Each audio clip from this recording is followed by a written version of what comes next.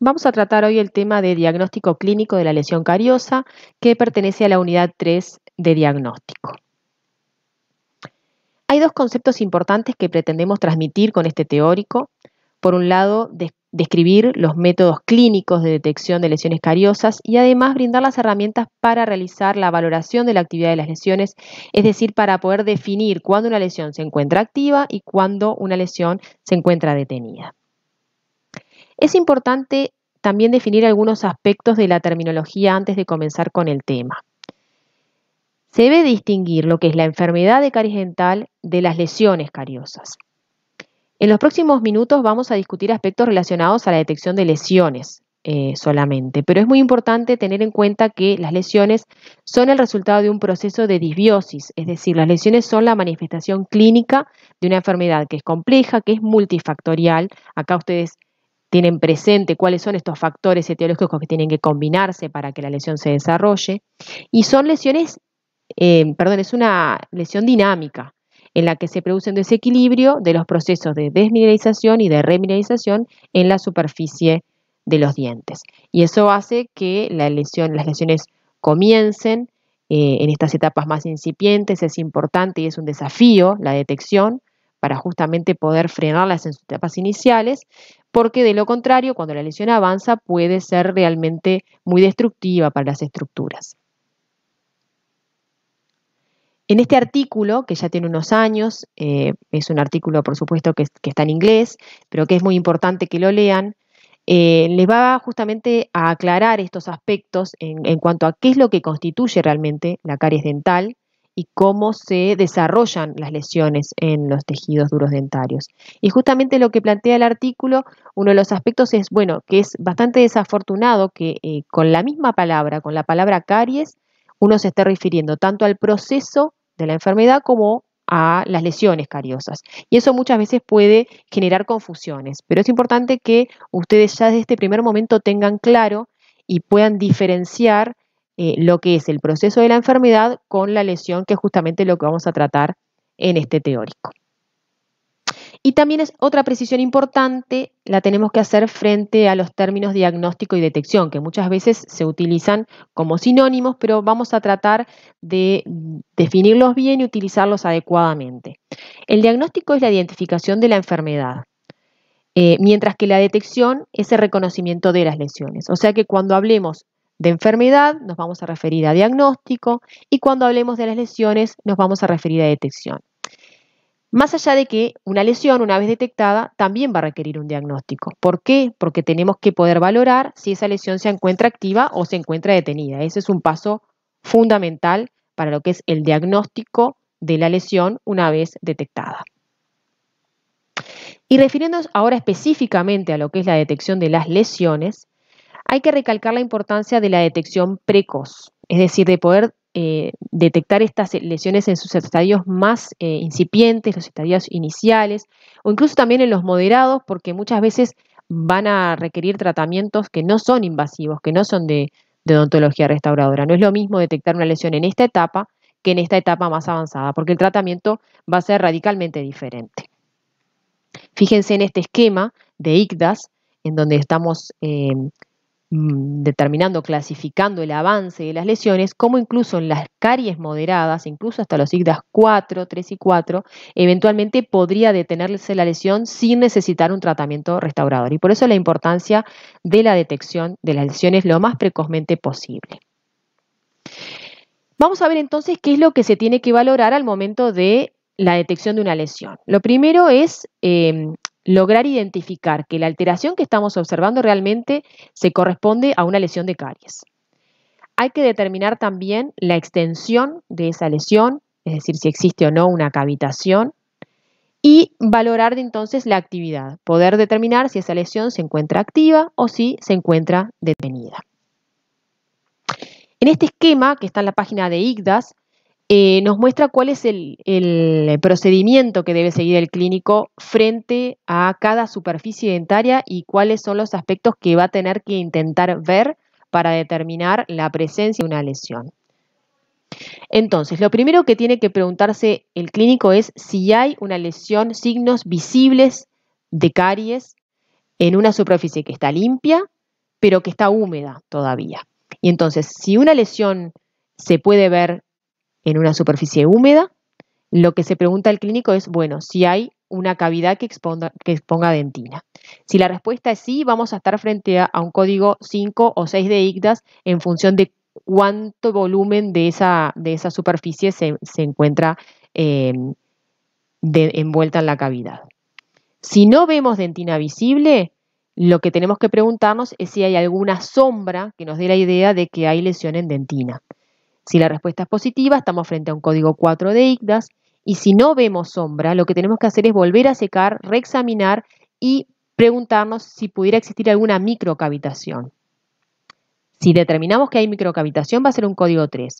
Y si no hay microcavitación, lo que tenemos que ver es si la lesión se encuentra confinada únicamente a la base de la fosa o la fisura, y ahí estaríamos entre un código 1 o un código 2. Ustedes van a ver que en la IFO el código 1 y 2 van a estar juntos. No hay posibilidad de poner código 1, solamente va a haber código 2, porque es una diferencia muy sutil y entonces se busca unificar esos dos parámetros. Si frente a la primera pregunta, es decir, de si hay algún signo de lesión de caries en un diente húmedo, la respuesta es no, lo que tenemos que hacer es secar ese diente, esa superficie y volver a reexaminar. Y entonces ahí vamos a preguntarnos o a tratar de ver si hay alguna opacidad, alguna decoloración. Y ahí, si la respuesta es positiva, sería un código 1, y si la respuesta negativa, sería un código 0, es decir, el diente se encuentra sano. Este cuadro está dentro de lo que es la página de ICDAS. Para ustedes poder acceder a la página tienen que generarse un usuario, el código va a ser el mail de ustedes y generar una contraseña, y ahí pueden entrar a la página. Sería bueno si pueden hacerlo porque es una página que tiene muchísima información muy interesante.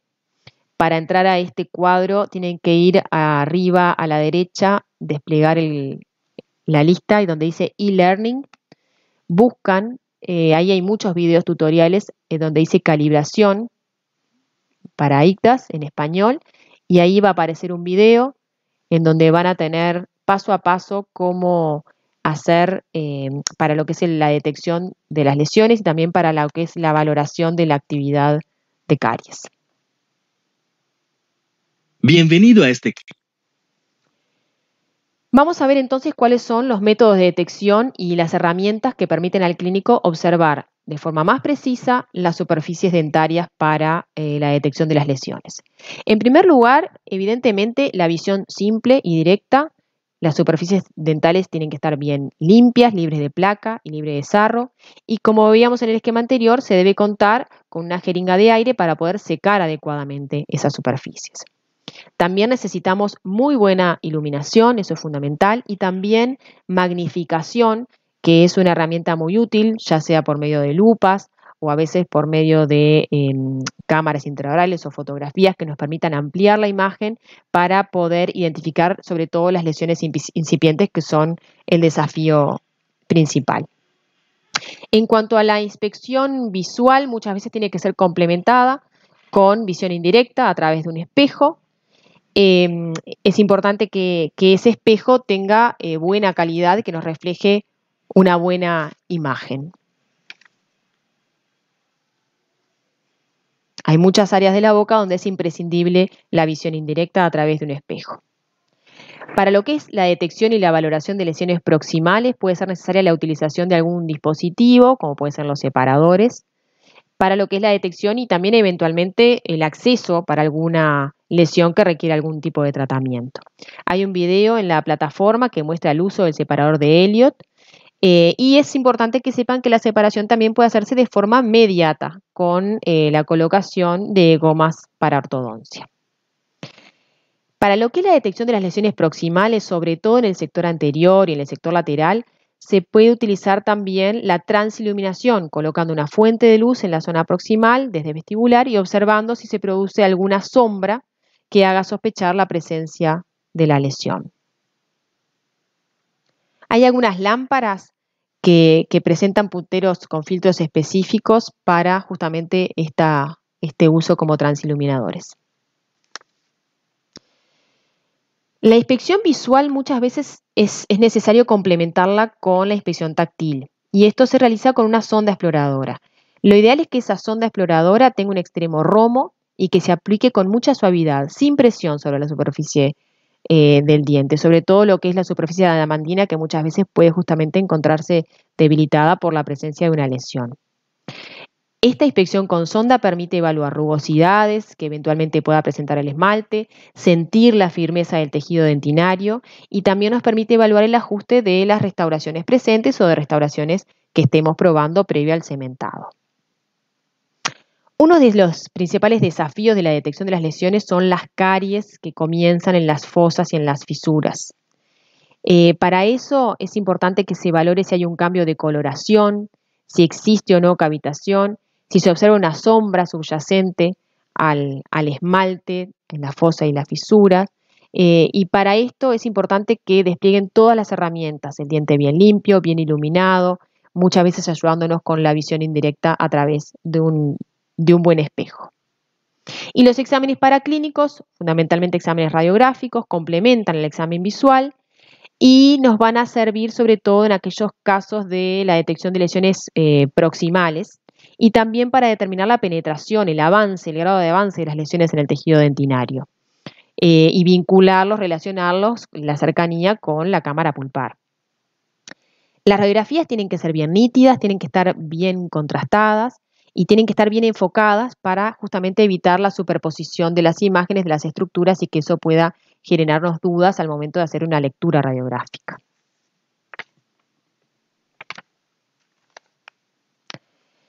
En cuanto al diagnóstico de la actividad, se deben considerar características clínicas como el color y el brillo de ese tejido que estamos observando y la textura de esos tejidos.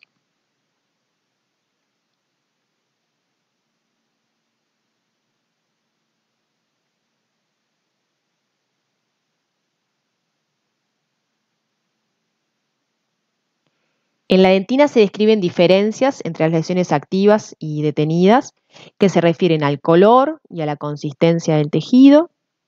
Y existen además diferencias en lo que se refiere a los síntomas frente a los estímulos como el frío y las sustancias ácidas o dulces. Esos son algunos parámetros que nos permiten catalogar a las lesiones y poder determinar si la lesión se encuentra activa o no activa.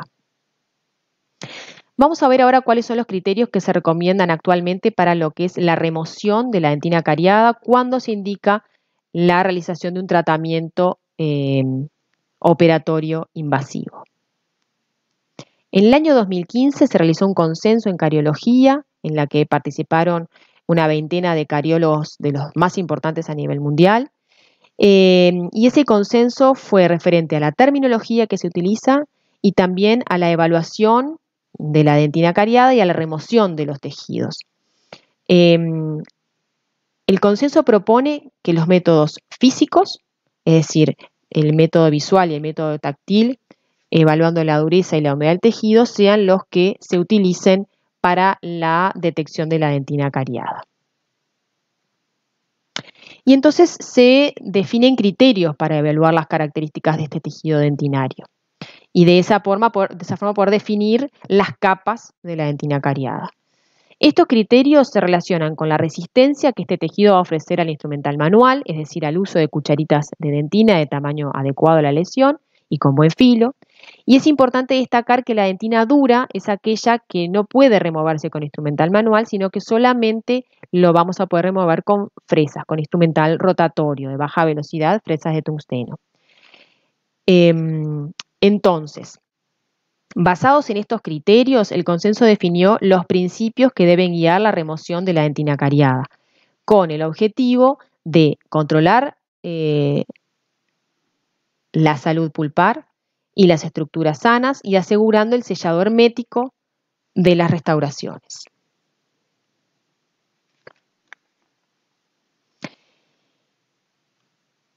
En este artículo, que también es muy interesante, justamente se plantea cuán limpia debería estar una cavidad antes de una restauración, ¿no? Que es la pregunta que todos nos deberíamos hacer, es ¿qué es lo que realmente está conduciendo ese progreso de la lesión de caries? ¿Es el biofilm en la superficie cavitaria o es la dentina infectada dentro de la cavidad o son las dos cosas? Porque si quien dirige el proceso de actividad de caries es el biofilm, la pregunta ¿es importante eliminar toda la dentina cariada previo a la restauración? Entonces, de ahí se vio que lo importante es que haya un adecuado sellado de la cavidad que justamente permita que ese biofilm quede inactivo, quede aislado y de esa forma la lesión pueda tratarse y detenerse. Entonces se llega a lo que se denomina remoción selectiva guiada por métodos físicos o remoción selectiva del tejido cariado, que implica tomar actitudes diferentes, una actitud en lo que es la pared pulpar axial y otra actitud en lo que es las paredes laterales de la preparación. ¿Y esto por qué? Porque en las paredes laterales no existe riesgo de exposición pulpar y lo que necesitamos para garantizar el sellado hermético que asegure el éxito del tratamiento es justamente alcanzar una dentina sana que optimice las técnicas adhesivas y por eso en las paredes laterales vamos a hacer remoción siempre hasta dentina dura, trabajando con instrumental rotatorio de baja velocidad. Por el contrario, en la pared pulpar es imprescindible evaluar con ayuda de estudios radiográficos el avance de la lesión en la dentina, es decir, cuán cerca de la cámara pulpar está la lesión y sabiendo esto definir hasta qué dentina vamos a remover, justamente para evitar exposiciones pulpares. Entonces, en la pared pulpar vamos a tener diferentes alternativas en función de la profundidad de la lesión. Vamos a eliminar solamente hasta dentina blanda en aquellas lesiones profundas con riesgo de exposición pulpar, hasta dentina firme en lesiones superficiales o moderadas, es decir, que invadan únicamente tercio externo de la dentina. Y es importante tener en cuenta que según estos autores no se recomienda eliminar hasta dentina dura, es decir, no se recomienda trabajar con instrumental rotatorio a nivel de lo que es la pared pulpar o axial. Esta es la bibliografía que recomendamos para este tema y van a tener